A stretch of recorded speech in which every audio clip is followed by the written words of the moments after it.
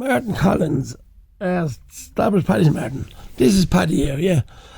Right, I just want to reply to you, the last tape you made, yeah? And real quick, about you and Michael James, yeah?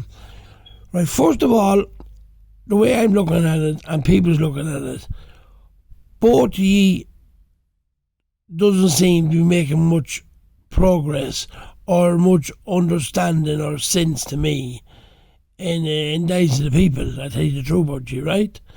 Now, I was just listening to the tapes there now. I'm away all day. I come back. But can I say something to you now, yeah? Get back to you, Martin, at the very beginning, yeah? You were the very first man that said you have an issue with Michael James and you want to have a few boxes with him. Michael James now accepted your fight. Is that correct? Now, I'm going to make this quick and sweet, and I'm always going to beat around the bush, Martin, right? Michael James said to you at the very, very start that he wants to fight in London and he wants to fight in the ring.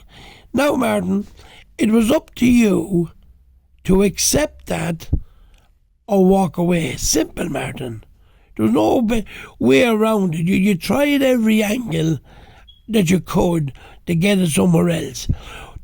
Michael James didn't send for the fight. You have an issue with him. You made it clear, right? So you sent for the fight. You wanted the fight. So you brought the fight, Martin, to London at the end of it, and you accepted it. Now, Martin, Michael James is not moving of what he said, the agreement he said, in London, in the ring. It's very simple, Martin. You don't have to go around and saying this, saying that you don't want to fight me. That was the very first statement that Michael James made.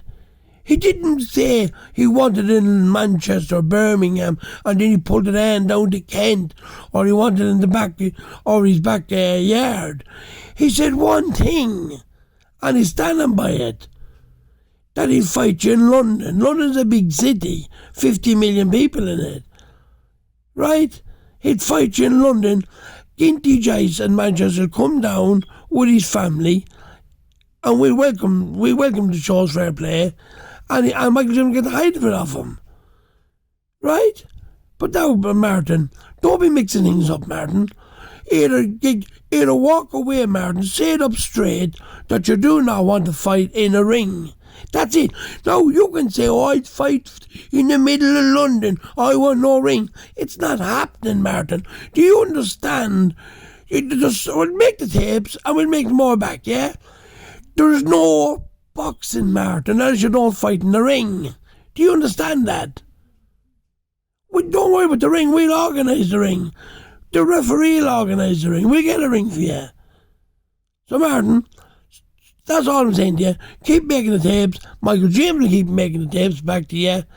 You want no fight, because I know Michael James will beat you within about... The fight won't last long in the ring, and won't last no more than 10 or 15 minutes, and he'll come out the best man. That's my belief anyway.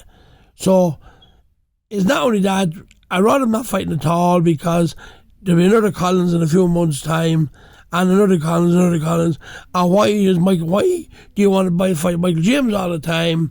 I don't know. Obvious, you just want to pay one of Curly Paddy's buys. I think that's what it is. But anyway, that'll never happen because, look, we're just too good for you. Now, apart from that, Martin copies Elvan. He ain't fighting without in the ring. Now, Martin, you're good enough to fight in the ring. You know all about the ring. You fought in the ring. So I'm like, look, Martin, don't use that shit. And anyway, all fights should be in the ring today anyway.